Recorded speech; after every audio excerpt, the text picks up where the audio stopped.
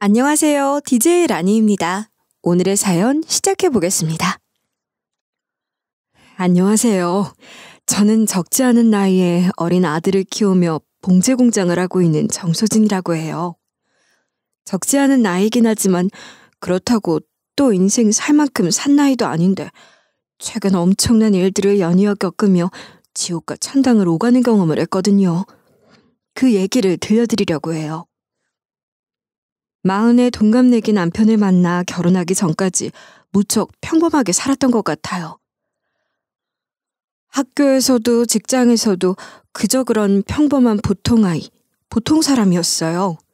저는 그게 불만스러웠던 적이 없어요. 엄마는 그런 저를 때로 답답하다 여기셨을 정도였죠. 소진아, 넌 어쩜 그렇게 아무 의욕이 없니? 학교 다닐 때는 그렇다 치더라도 직장도 다니고 그러면서 사람도 다양하게 만나고 세상도 더 넓게 볼 텐데 아직도 그렇게 뭐 하나 욕심나는 게 없어? 응, 엄마. 난 그냥 이렇게 사는 게 편하고 좋아. 욕심 부려봤자 갖지 못하는 게 생기면 속만 상하잖아. 뭔가 얻게 되었을 때 성취감 같은 걸 느꼈던 적도 별로 없는 것 같은데 뭘. 난 그냥 평범한 게 좋아. 그러게. 너는 어릴 때부터 누구를 미워하며 나쁜 말을 한 적도 없고 질투하고 샘내는 일도 거의 없고 그랬었지. 그래서 난 내가 천사를 낳은 줄 알았잖아. 이제 보니 무슨 대단한 인류애로 남을 위해 봉사 같은 걸 할 위인도 아니고 그냥 다 귀찮은 거였는데 말이야. 아이고, 내가 못 살아. 그렇게 욕심도 없고 하고 싶은 것도 없으니 남들 다 아는 연애도 안 하고 맨날 집에만 있지. 좀 나가서 뭐라도 해. 인류에는 무슨 그런 거 없고 신념 같은 건 더더욱 없으니까 그런 기대는 마시고요. 엄마, 평범한 게 제일 어렵다는 얘기도 몰라? 내가 그 어려운 걸 해내고 있는 거라니까.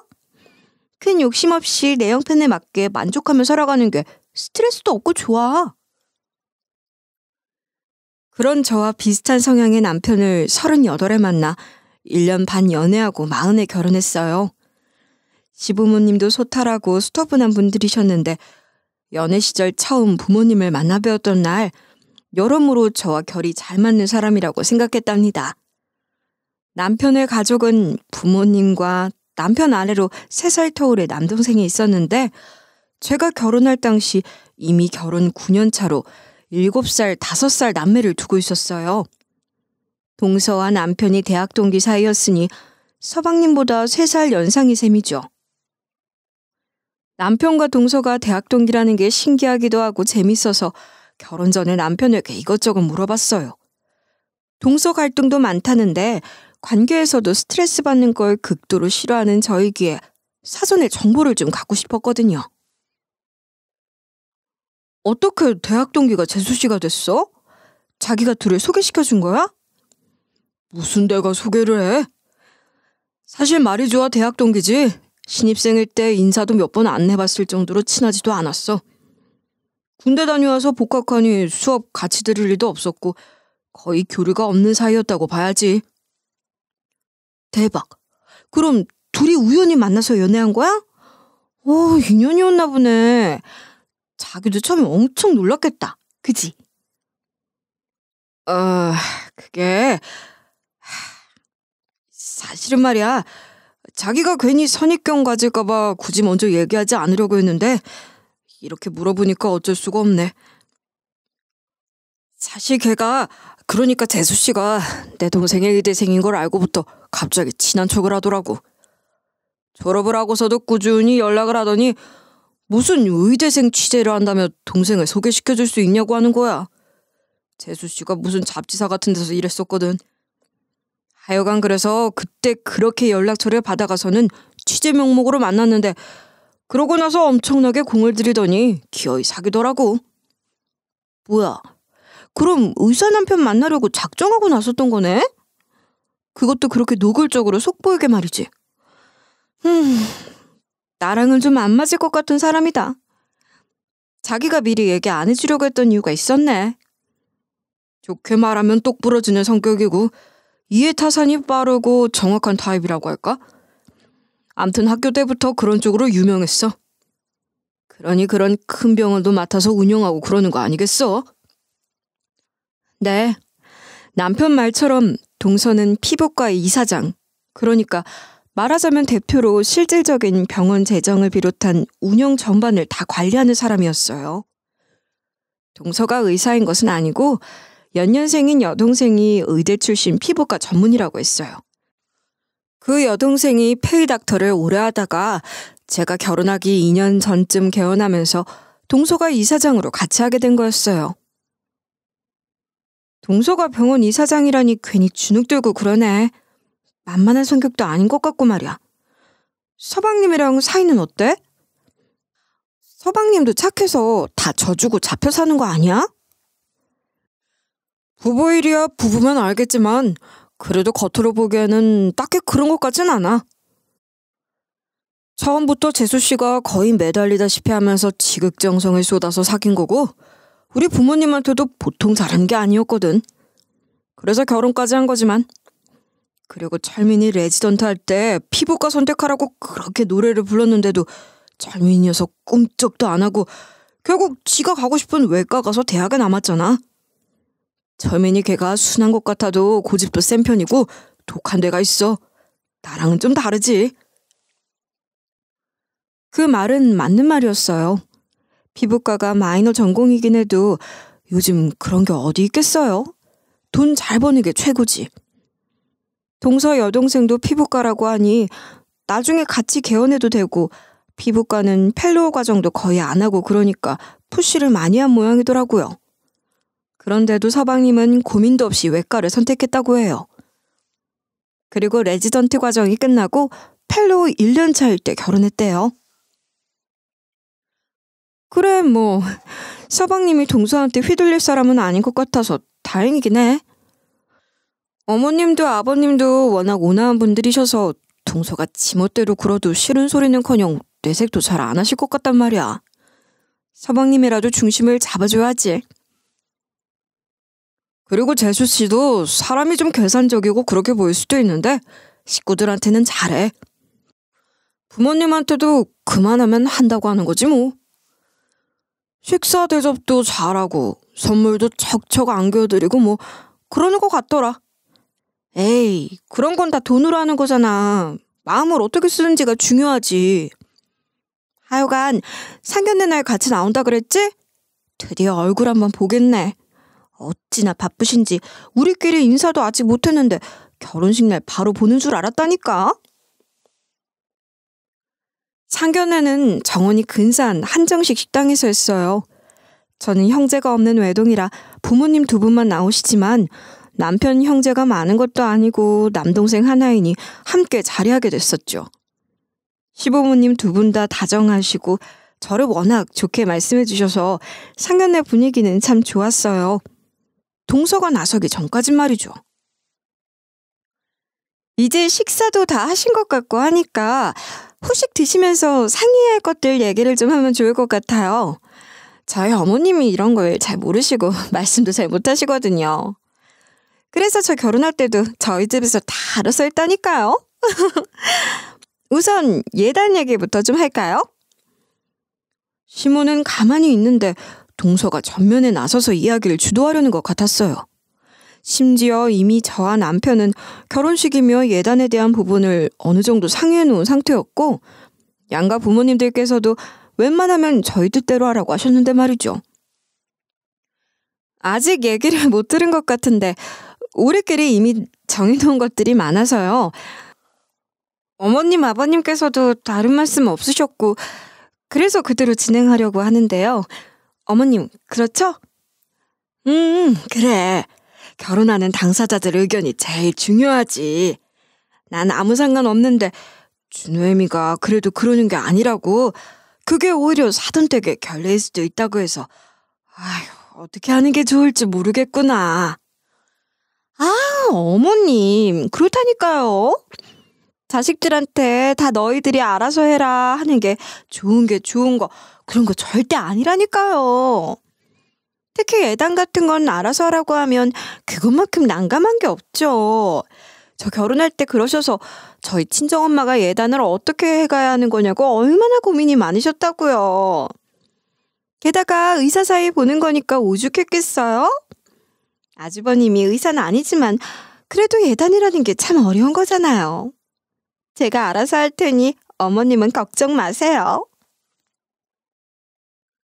시모에게 동의를 구해봤지만 동서는 아랑곳하지 않고 계속 혼자서 얘기를 했어요. 예단 리스트는 여기 적어온 게 있으니 이따가 보시고 궁금한 게 있으면 말씀하세요. 그리고 우선 결혼식부터 말인데요. 말씀하신 곳은 아무래도 좀 곤란할 것 같아요. 저희가 먼저 결혼을 하긴 했어도 집안 장남 결혼식인데 손님들도 제대로 모셔야 하고 사돈댁도 외동딸 결혼식인데 너무 소박하게만 하겠다고 하면 부모님들이 서운해하세요. 그렇다고 뭐 대단한 곳에서 하자는 건 아니고요. 적당한 웨딩홀 몇 군데 골라봤는데 한번 보세요. 흘러가는 분위기가 이대로 두면 안 되겠다 싶어 남편 허벅지를 쿡쿡 찔렀더니 그제야 한마디를 하고 나서더라고요. 재수씨, 우리도 여러 가지 다 고려해서 형편에 맞게 하려고 하는 건데 갑자기 이러면 계획이 다 틀어지죠. 양가에서 이미 다 허락하신 일인데 그냥 원래 하려던 대로 할게요. 아주버님, 그게 그런 게 아니라니까요. 어머님, 아버님 체면도 있고 저희 쪽에서 오시는 분들 보시기에도 그렇고 제가 골라온 것들 한번 둘러보기라도 하세요. 가격도 그렇게 많이 차이나고 그런 것도 아니라니까요. 제가 다 고려해서 찾은 거거든요. 이거 찾느라고 비서까지 동원해서 얼마나 고생했는데. 다 아주버님 결혼식 잘 되길 바라는 마음에서 한 거니까 다시 상의해보세요. 아셨죠? 동서의 시댁 식구들 요리하는 솜씨가 하루 이틀 단련된 게 아니더라고요. 위하는 척 하면서 결국은 다 자기 뜻대로 하려는 게 제 눈엔 훤히 들여다보이는데 남편을 포함한 시댁 식구들은 다들 그걸 그러려니 하는 것 같았죠. 조련이 잘 된 것 같다고 할까요? 제가 보기엔 동서가 시댁에서 갑중 갑으로 군림하고 있는 모양새였어요. 그렇게 결혼식 전반에 대한 이야기를 동서가 주도한 가운데 찜찜한 상견례를 마치고 돌아오니 친정엄마도 한 소리를 안 할 수가 없으셨죠. 얘, 너 결혼도 하기 전에 동서 시집살이부터 시작하는 거야? 텃세도 그런 텃세가 없다. 돈이 많아서 그러는 거야 뭐야? 네 시댁 식구들은 네 동서 말 한마디 한마디에 죄다 휘둘리는 것 같던데 너 괜찮겠니? 그러게 상견례 때부터 그럴 줄은 몰랐는데 그래도 내가 손윗동서잖아. 결혼하면 내가 잘하면 되겠지 뭐. 그리고 서방님도 형 대접을 얼마나 깍듯하게 하는지 몰라. 둘 우애도 각별하고 하니까 나랑 동서도 잘 지내야지. 네가 손윗동서면 뭐해. 나이도 너랑 동갑이라며. 결혼한 진 10년이 다 되어간다며. 그리고 무엇보다도 기가 보통 센 게 아니던데? 네가 그런 여자를 어떻게 이겨? 엄만 뭘 또 이기고 지는 게 어딨어. 다 같이 잘 살아야지 뭐. 아이고 퍽도 그러겠다. 너 너무 생각을 낭만적으로 하는 거 아니냐? 정신 바짝 차려야겠어. 그 예단 리스트부터 다시 좀 꺼내봐라. 아깐 경황이 없어서 눈에 들어오지도 않더라니까.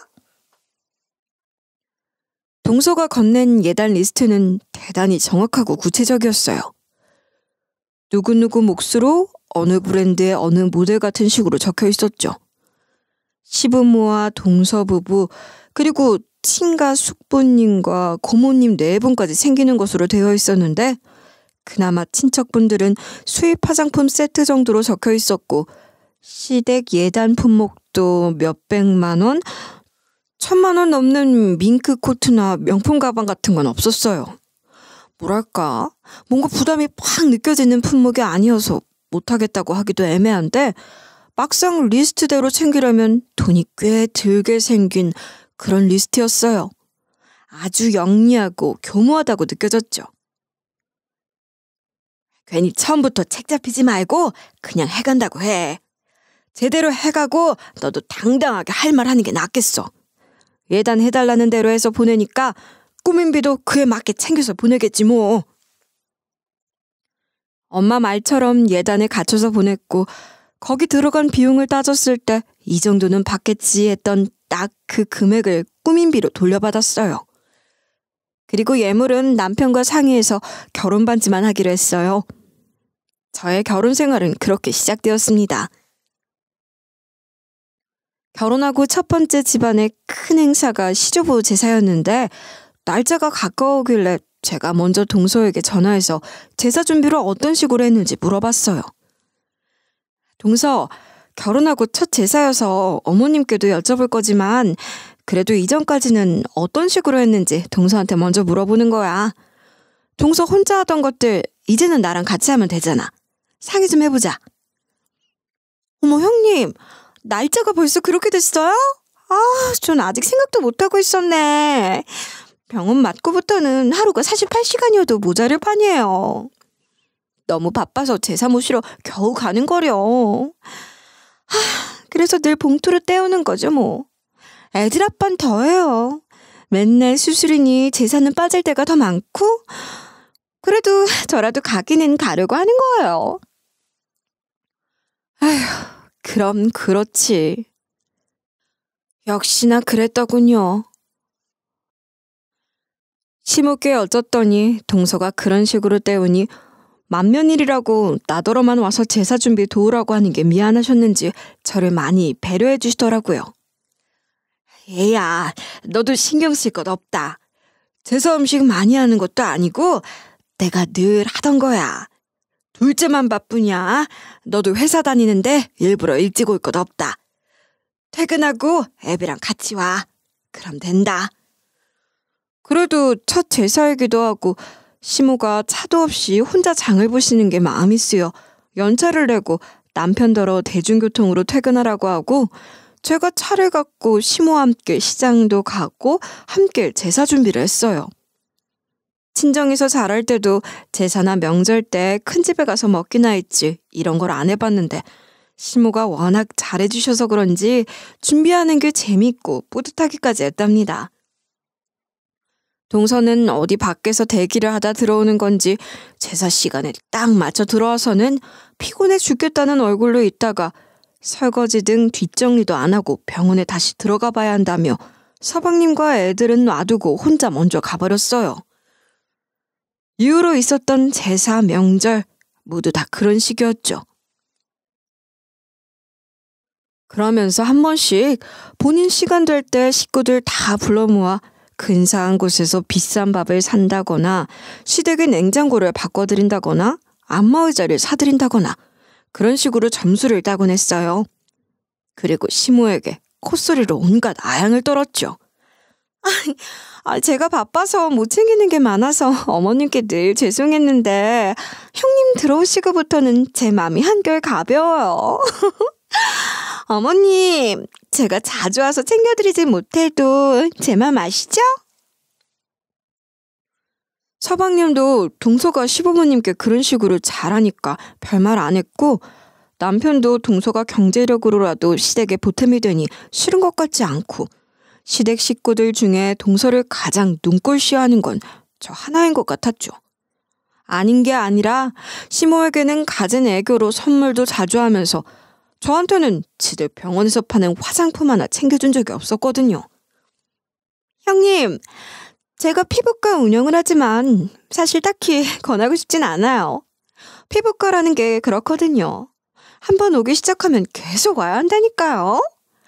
이게 돈 들이는 게 표시가 나려면 시간이 좀 걸려도 돈 들이다가 안 들이면 바로 표시가 나니까 형님한테는 함부로 권하지도 못하겠어요.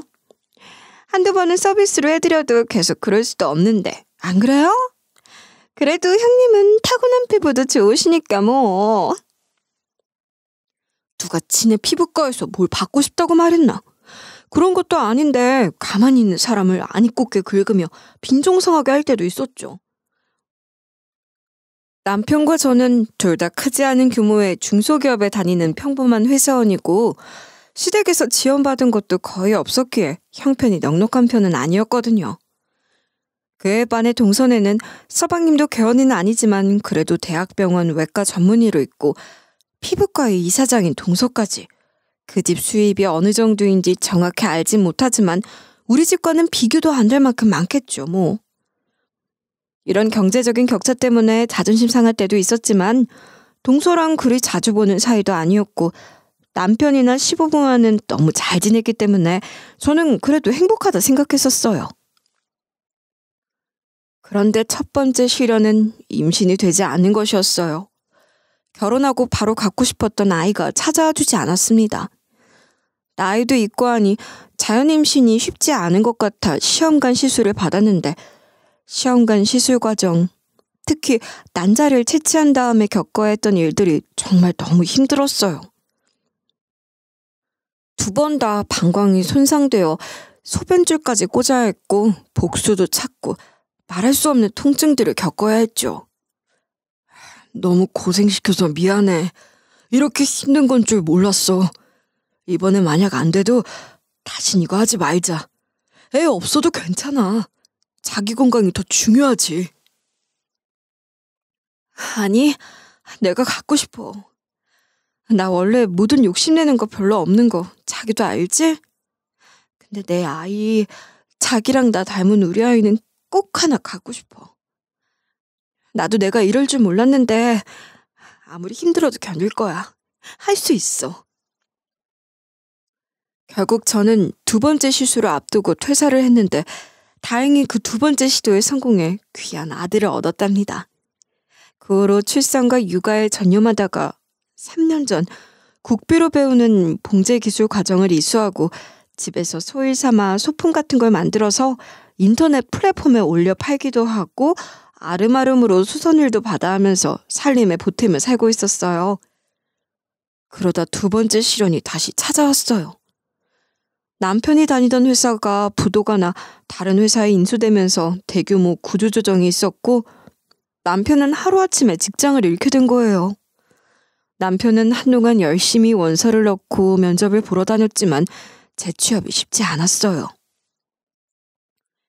자기한테 딱 맞는 경력직 공고가 자주 올라오는 것도 아니고 자기 나이나 경력에 맞는 직책으로 들어갈 수 있을 거란 보장도 없잖아. 자기 퇴직금으로 동대문에 작은 가게라도 하나 얻어서 봉제일을 본격적으로 해보면 어때? 자기도 기술 배우고 말이야. 내가 했던 과정 정말 괜찮았어. 교육비도 나라에서 다 지원해주고 얼마나 좋아. 자긴 꼼꼼해서 나보다 더 잘할 거야. 그러는 게 나을까? 하긴 이 나이에 또 새로운 회사에 들어가서 낯선 사람들과 적응하며 부대껴야 하는 것도 좀 갑갑하긴 했어. 그래도 퇴직금 정산은 제대로 받았으니 그나마 다행이다 생각해야지.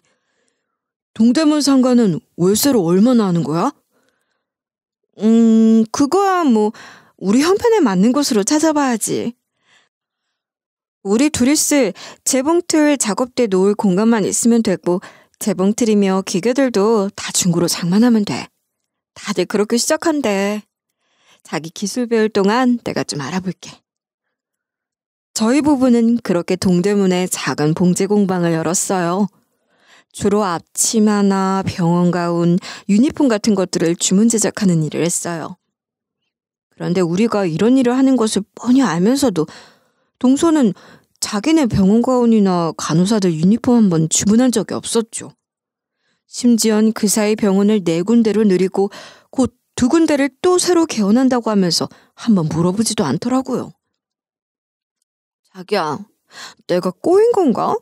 자꾸 동서한테 서운하려고 해. 내가 일부러 멀쩡한 거 놔두고 새 거 하라는 것도 아니고 이왕 새로 해야 할 거면 가족끼리 좀 도와주면 어디 덧나나시고 그러네. 이렇게 생각하는 게 내 욕심인 거지? 서운하다 생각해봐야 우리 속만 상하지 뭐. 자기 말처럼 우리 욕심이다 생각하고 그러려니 잊어버려.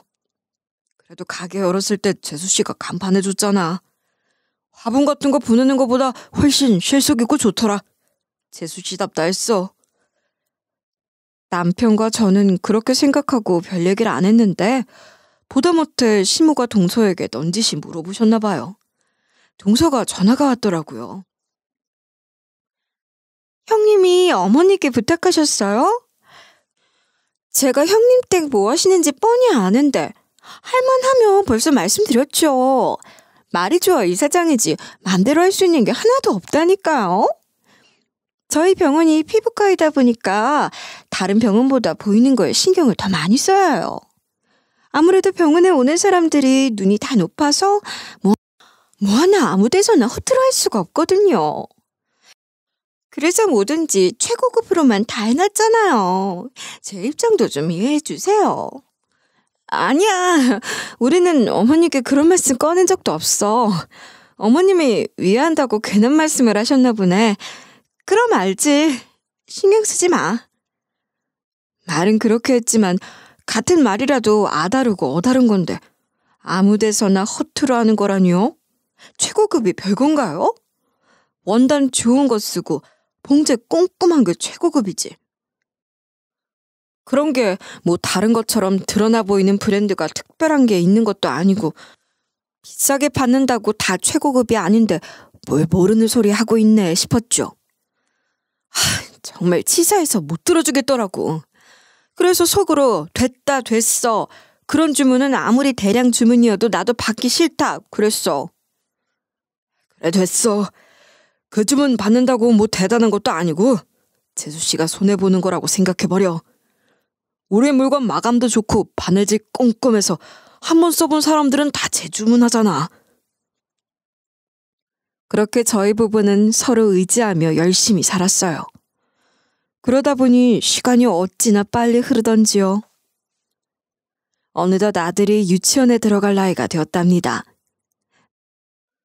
내 몸 상해가며 어렵게 얻은 귀한 아들인데 다행히 아들은 잔병치레도 많이 하지 않고 건강한 편이었어요. 그런데 유치원에 입학하고 얼마 지나지 않은 어느 날 열이 39도 가까이 올라 한밤중에 응급실에 뛰어갔는데 꼬박 닷새를 해열제 처방을 받아도 열이 떨어지지 않았어요.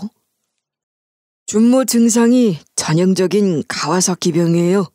보시면 피부에 발진이 생겼고 손발이 붓고 말단에 피부가 벗겨지기도 했죠. 그리고 혓바닥이 딸기처럼 오돌토돌해진 것도 보이실 거예요. 이게 다 가와사키병의 증상입니다.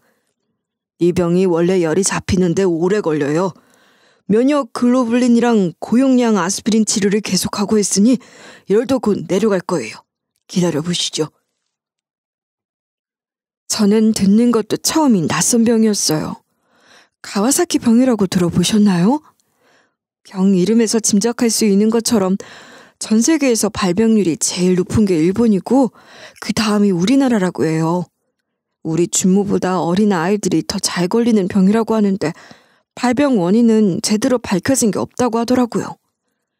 뭐가 어찌됐든 치료가 잘 되길 바랐는데 열이 계속 떨어지지 않았습니다.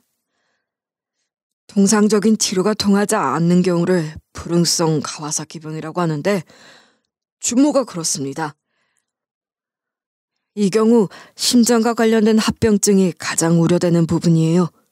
그렇지만 아직 속단할 순 없고 스테로이드 외에 다른 약제들을 차례로 처방하겠습니다. 의사 선생님은 여러 가지 설명을 자세하게 해주셨어요. 설명에 의하면 관상동맥에 이상이 생기는 것이 가장 위험한 합병증이라고 하더군요. 제발 그런 것만 아니길 바라는 마음으로 남편과 번갈아 병원잠을 자며 아들간호를 했어요. 그런데 세 번째 시련이 너무나도 아프게 찾아왔습니다. 왜 이렇게 힘든 일들이 자꾸 일어나는 걸까요? 우리 아들 준모의 경우가 관상동맥 합병증을 동반한 가장 좋지 않은 케이스로 수술까지 해야 하는 상황에 이르렀어요. 심장병 수술은 선천적으로 심장에 문제가 있게 태어난 아이들이나 하는 건 줄 알았지. 이런 경우도 있는 거야? 심장 수술이라니. 우리 준모 이제 겨우 유치원 들어가는데 저 작은 아이 가슴을 열고 심장 수술을 한다는 거야? 어떡해. 그래도 치료 방법이 있다고 하니까 수술이든 뭐든 다 해야지. 애를 살려놓고 봐야지. 자기 마음 아프겠지만 준모 앞에서는 내색하지 말고 애 안심할 수 있게 해주자. 그럴 수 있지? 네, 물론 그래야죠. 그런데 더 큰 문제는 당장 수술비가 없다는 거였어요. 모아놓은 돈은 없고 자영업에 아직 수입이 안정적이지도 않다 보니 대출 한도가 잘 나오지 않았어요. 그렇다고 이자를 어마어마하게 물어야 하는 고금리 대출을 받을 수도 없는 노릇이고, 양가 부모님 사정 다 아는데 부모님들께 빌릴 수도 없었죠. 여기저기 지인들에게 얘기도 해봤다가 요즘 같은 불경기에 그런 큰 돈을 척 빌려줄 수 있는 사람은 없었습니다. 정말이지 벼랑 끝 낭떠러지에 선 기분이었어요. 바짓가랑이라도 잡으려면 잡을 수 있었고 지푸라기라도 잡고 싶은 심정으로 별별 생각을 다 하다가 그래도 경제력 있는 동서네가 도와줄 수 있지 않을까 싶었죠. 그렇지만 아무리 형제지간이라도 돈 얘기를, 그것도 형이 된 입장에서 동생에게 돈 얘기를 꺼내는 게 쉽지 않은지 남편은 조금 더 알아보겠다고 하더라고요. 매번 거절을 당하면서도 남편은 그래도 또 어딘가 누구에게 돈 얘기를 해보겠다고 나갔는데 그 사이 동서가 혼자 병문안을 온 거예요. 마침 병실에 사람도 별로 없어서 조심스럽게 제가 수술비 얘기를 꺼내며 부탁을 했어요. 아니, 사정을 했습니다. 동서, 애아빠가 서방님 만나서 얘기를 하려고 했는데 서방님도 바쁘시고 이런 얘기 나도 참 어려운데 자식이라 내가 지금 이런저런 걸 가릴 처지가 아니야. 우리 준모 수술을 해야 한대. 심장 수술이라 수술비가 한두 푼이 아닌데 동서도 알듯이 우리가 그런 돈이 어디 있겠어. 대출도 쉽지 않고 지금도 애아빠는 돈 알아본다고 나갔는데 잘 될 것 같지가 않아. 당장 갚을 수 있다고 말은 못해. 그래도 매달 조금씩이라도 꼬박꼬박 갚을게. 염치 불구하고 부탁해. 동서도 엄마니까 내 심정 알 거 아니야. 도와줘. 내가 이렇게 부탁할게. 형님, 좀 당황스럽네요. 말씀하신 것처럼 아무리 가족이어도 이런 얘긴 쉬운 얘기가 아닌 정도가 아니라 하면 안 되는 얘기죠. 사실 저는 형님 댁 사정도 그러시면서 시험관 시술까지 해가면서 애 갖겠다고 하실 때부터 알아봤어요. 그렇게 무책임하게 아이를 낳아놓고 이런 식으로 막무가내로 돈을 빌려달라고 하면 어떡해요? 저희가 형편이 괜찮은 것처럼 보여도 어느 집이나 수입 지출 다 규모라는 게 있고 계획대로 하는 건데 갑자기 목돈을 어떻게 빌려드려요? 그리고 사실 이게 말이 빌려달라는 거지 갚을 능력 안 되시잖아요. 수술 받는다고 끝이 아닌데 그 감당은 또 어떻게 하실 거예요? 돈 없으면 수술 못 받고 그냥 죽는 거죠. 어쩔 수 없잖아요? 이런 미친. 돈 빌려주기 싫으면 그냥 그렇다고 하면 될 일이지. 돈 없으면 그냥 죽는 거라니. 인정말일 떠나 개념이 없는 년 아닌가요? 말문이 막혀 멍하니 있었는데 잠든 줄 알았던 아들이 벌떡 일어나는 거예요. 엄마, 작은 엄마는 왜 자꾸 죽는다 그래? 그때도 그랬어. 그 사람은 죽었대? 내가 친 거 알려지면 우리 다 죽는 거야.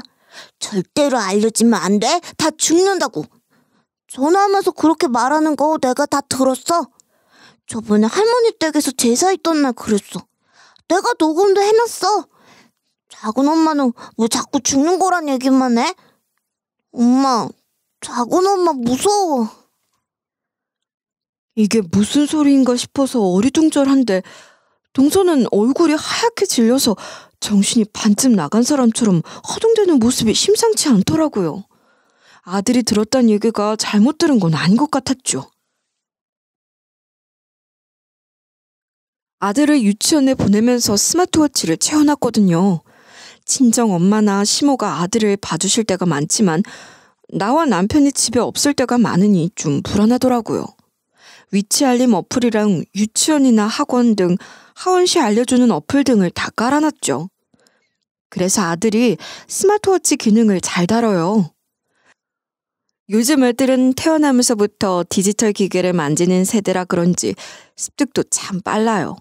알려주지도 않았는데 어찌 알았는지 평소에도 스마트워치 녹음 기능을 참 잘 이용했어요. 녹음을 해서 그날 하루 있었던 일들을 일기처럼 남겨두는 걸 취미처럼 즐겼는데 그날 동서의 전화통화도 녹음을 해뒀던 거죠.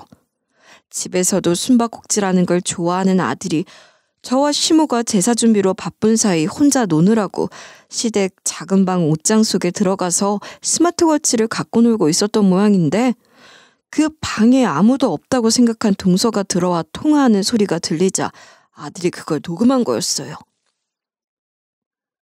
아들이 들었다는 통화 내용과 동서의 행동으로 봐서 동서가 운전을 하다가 사람을 치고 뺑소니를 친 게 확실했어요. 녹음 파일까지 있는 상황이니 그야말로 빼도 박도 못할 상황인 거죠. 동서는 손까지 덜덜 떨어가며 휴대폰으로 뭔가를 하더니 머리라도 박을 기세로 무릎을 꿇고 말하더군요.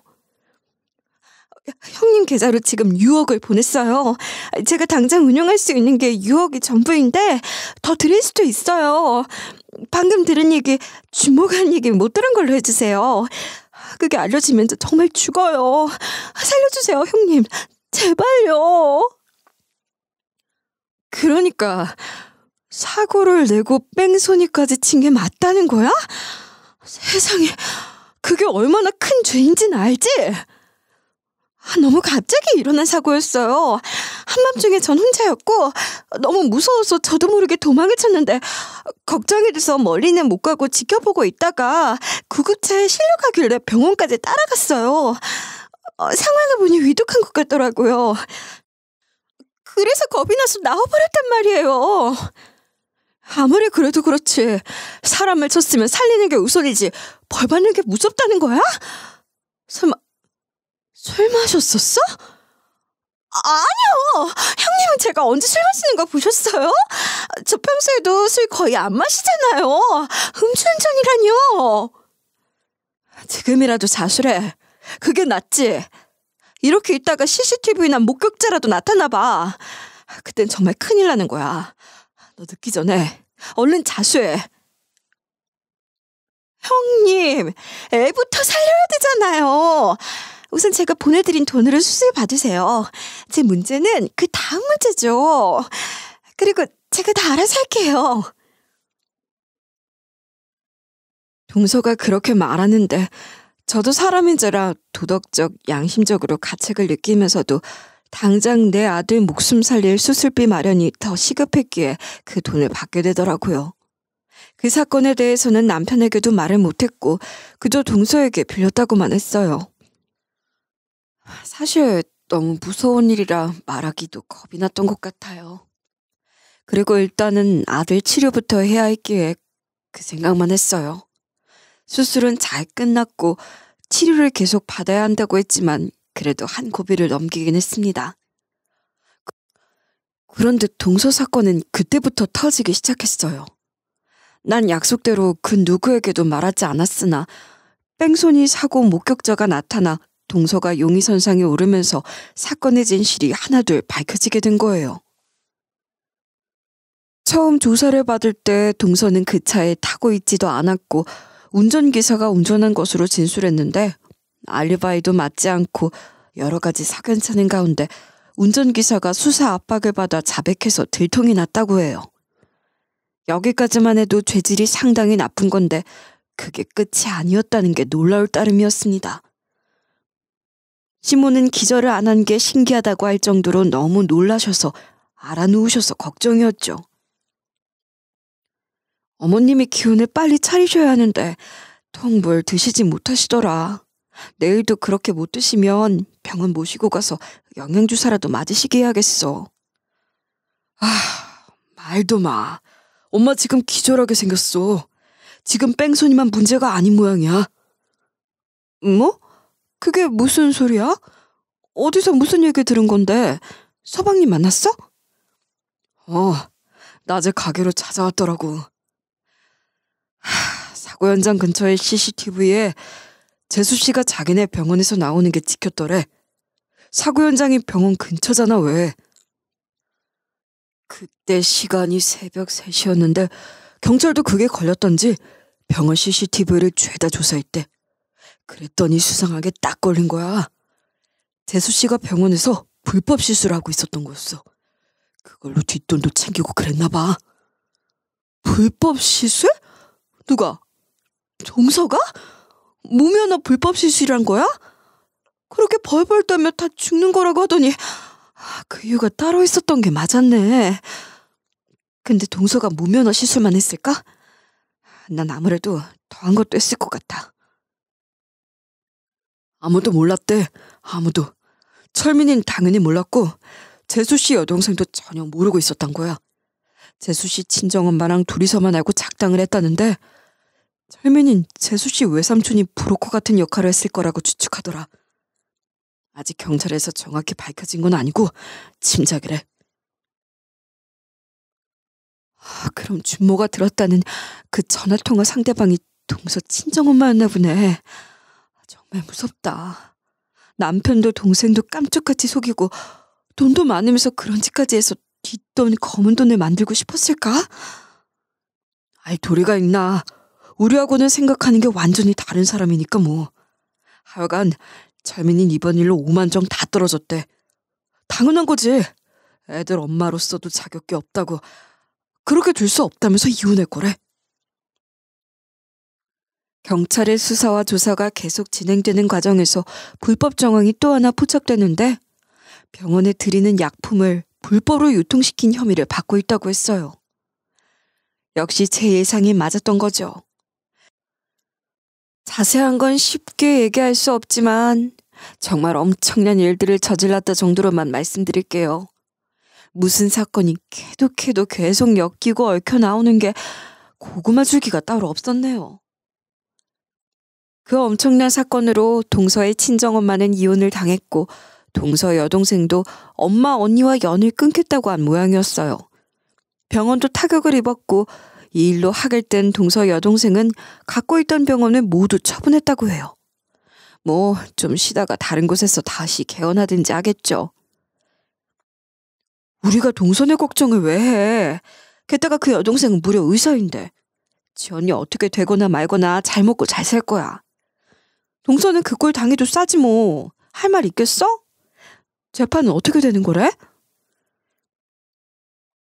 그나마 다행인 게 사고 피해자가 고비를 넘기고 회복도 빠르대. 재수씨가 합의도 잘한 모양이고. 그래서 불구속 기소로 진행될 거라는데 뺑소니 교통사고에 무면허 불법 시술에 불법 유통에 말로 다 못하겠다 정말. 거기다 이혼 소송까지 하게 되겠지. 자업자득이지 뭐. 어떻게든 빨리 진행되면 좋겠어. 여기저기 사람들 입에 오르내리는 것도 좋을 거 없고 애들도 걱정되고 그렇잖아. 온 집안이 정신이 없는 가운데 추석 명절이 다가왔어요. 동서는 그 와중에 연휴 시작 일주일 전부터 내게 전화를 해대더군요. 형님, 추석이 다음 주인데 장 보러 언제 가실 거예요? 지난번에도 보니까 명절 앞두고는 시장이고 마트고 다 복잡하다고 장 보러 좀 일찍 가시던데 그렇죠? 언제 가실 건지 알려주세요. 저도 같이 갈게요. 동서, 지금 동서가 그럴 정신이 어딨어? 그리고 서방님이 이혼하겠다고 저렇게 나선 마당에 지금 우리 식구들 중에 동서 반길 사람 아무도 없지. 누가 반가워한다고 이래? 재판 준비나 잘해. 어머 형님, 무슨 말씀이세요? 병원 문 열고부터는 바빠서 명절도 제사도 한 번 못 챙겼었는데 이제라도 이렇게 시간이 생겼으니 할 수 있는 건 다 하려고요. 그러더니 기어이 추석 당일 시댁에 와서 모두를 불편하게 했어요. 애들을 챙겨서 온 서방님이 동서를 보더니 불같이 화를 내며 소리를 지며 쫓아냈는데 그런 모습은 정말 처음 봤네요. 여기가 어디라고 무슨 염치로 여기로 왔어? 당장 나가! 엄마, 아버지도 이 여자 받아주지 마세요. 마음 약하게 그러시는 거 저한테도 그렇고 애들한테도 하나도 도움이 안 돼요. 동서 사건이 소문이 다 나서 애들은 학교 다니는 것도 어려운 상황이었어요. 서방님은 병원 다니며 자기가 애들을 챙기는 건 힘들고 사람을 쓰는 것도 한계가 있으니 미국 기숙학교로 유학을 보낼까 했지만 그것도 애들한테 못할 짓이죠. 시모가 아이들을 돌보겠다고 하시길래 저도 틈나는 대로 살피고 돕겠다고 했어요. 얼마 전 서방님이 시댁 가까이로 이사를 오며 아이들을 전학시켰고 시모와 제가 서방님네 아이들을 챙기고 있답니다. 동서에게 받은 돈은 아들 치료를 하고도 한참 많이 남았는데 그 돈을 어떻게 해야 할지 몰라 남편과 상의를 했습니다. 동서 사건이 터지기 시작하면서 그 6억에 대해서도 남편에게 다 얘기를 했었거든요. 그 돈은 어떡하지? 동서는 서방님이 저러고 나오고 재판 준비하느라 변호사 수임료 등 돈도 많이 들 텐데 그 6억 얘기는 안 하더라? 그래도 계속 찝찝하고 그래. 돈으로 자기 입까지 막으려고 했던 게 들통나면 이혼 소송에서 불리할 게 작용할까 봐 그럴지도 모르지. 그냥 우리가 철민이한테 얘기하고 돌려주는 게 낫지 않겠어? 그러자. 나 이 돈 갖고 있기도 불편하고 싫어. 어디 마음대로 쓰지도 못하겠고 이런 짐이 없어. 그렇게 남편과 저는 찜찜한 돈이니 서방님께 말하고 남은 돈을 돌려주고 수수비로 쓴 돈도 차차 갚겠다고 했어요. 그런데 서방님이 그 돈은 자기가 받을 돈이 아니라고 사업 자금으로 쓰든 이사를 하든 우릴 필요한 곳에 쓰라고 하는 거예요. 불법까지 저지르며 번 돈이라 생각하면 너무 찜찜했지만 우리가 불법에 가담한 것도 아니고 묵인한 것도 아니고 그 돈 또한 협박해서 받아낸 것도 아니고 동서가 제발 저려 내놓은 돈이니 잘못에 대한 처벌은 동서가 받을 것이고 돈은 죄가 없다고 생각하기로 했습니다. 우선 소아심장병 후원금으로 1억 정도 기부하면 좋겠어. 그리고 우리 가게 전세로 옮기면 어때? 이 정도는 써도 될 것 같은데 자기 생각은 어때? 그래. 그리고 재봉틀도 최신형으로 2대 들여놓자. 요즘 나오는 재봉틀은 기능이 훨씬 좋잖아. 작업 효율도 더 오를 거야. 좁은 곳에서 중고 재봉틀로 어렵게 작업하다가 쾌적한 곳에서 좋은 재봉틀로 작업을 하니 그렇게 좋을 수가 없었어요. 일이 잘 되려는 건지 앞치마를 대량 주문했던 봉사단체에서 입소문을 잘 내주어 앞치마 주문이 폭주하고 있답니다. 아까 또 새 주문이 들어왔는데 주문이 밀려있어서 2달 뒤에나 제품이 나온다고 얘기를 했는데도 그게 오히려 잘 먹힌 건지 그래도 괜찮다며 주문을 하더라고. 그게 더 홍보 효과 내는 거 아니야? 몇 달치 주문이 밀려있는 즈음으로 소문나겠어. 뭐 틀린 말도 아니잖아. 이럴 때일수록 더 차분하게 하던 대로만 잘하자. 괜히 들뜨면 재봉이 잘 안 되더라고. 그러고 보면 재봉틀 다루는 게 참 예민한 작업이야. 정말 그게 맞는 것 같아. 마음이 조금만 흐트러져도 표시가 나. 평정심으로 해야 일도 잘 되는 게 맞아. 요즘 드는 생각인데 앞치마 하나만 잘 만들어도 이렇게 먹고 사는구나 싶어. 그지? 그리고 말이 나왔으니 말인데 우리 일손도 부족한데 사람 1명 쓰면 어때? 나 재봉기술 처음 배우러 다닐 때 같이 다녔던 친구인데 손끝 야무지고 성격 차분했던 애가 있거든. 연락 한번 해보려고. 이렇게 차근차근 욕심내지 않고 조금씩 사업도 확장해볼 작정이에요. 아들은 완치 판정을 받았지만 재발 가능성도 있다고 하니 정기적으로 검진 잘 받으러 다녀야죠. 원인이 무엇인지 정확히 알 수 없는 병이라고는 했지만 처음 이런 병에 걸렸다고 했을 때 제가 뭘 잘못해서 아들이 몹쓸 병에 걸렸나 싶은 생각에 자책도 많이 했고 무엇보다 아들에게 너무 미안했었어요. 그때 남편이 큰 위로가 됐고 함께 어려운 시간을 겪으며 더욱 돈독해진 것 같아요. 동서의 재판들은 아직도 진행 중이며 결코 가볍지 않은 처벌을 받게 되겠죠. 이혼도 하게 될 테고요. 자기야, 나 그동안 동서 때문에 소갈이 할 때마다 저걸 어떻게 갈구나, 어떻게 한번 괴롭혀볼까 그런 생각도 안 한 게 아니었거든? 근데 하늘도 동서의 행동에 분개를 한 건지 알아서 벌을 주시네? 지금 생각해보면 동서는 나나 시댁이 하는 것만 봐도 어떤 인간인지 견적 나왔었는데 짐작보다 더 나쁜 인간이었어. 그러니까 우리가 어떻게 하지 않아도 지 무덤 지가 팠으니 죄값 제대로 받아야지. 이제 그런 일은 다 신경 끄고 우리 세 식구 행복할 일만 생각하자. 어머님, 아버님도 같이. 그리고 서방님이랑 조카들도 잘 이겨내면 좋겠어. 볼 때마다 안쓰러워 죽겠어. 이렇게 착한 내 마누라. 그럼 장인 장모님께는 내가 더 잘할게. 남편은 말만 번지르르 하는 사람이 아니어서 정말로 친정 부모님께 잘하고 있답니다. 그간 경제적으로 여유가 없어서 못해드렸지 마음은 항상 쓰고 있었다는 걸 저는 알죠. 요즘 날씨가 너무 좋죠? 그래서 저희는 온 가족 다 같이 제주도 여행도 계획하고 있어요. 저희 친정 부모님과 시부모님은 물론 휴가를 내기 어려운 서방님은 빼고 조카들까지 다 함께 가기로 했어요. 외동이라 늘 외로운 아들이 사촌 누나 형을 무척 좋아하고 잘 따르거든요. 딱 지금처럼만 가족들 모두 건강하고 행복하면 좋겠어요. 힘든 일을 겪으면서 가족들은 서로를 더 위하게 된 것 같고 무엇보다 아이들에게 이보다 더 큰 교훈은 없을 것 같네요. 몸도 마음도 건강하게 자랄 수 있기를 바라고 바르게 자란 아이들이 좌절하지 않게 세상이 더 좋아지길 바라며 전 오늘도 열심히 제 봉투를 돌린답니다.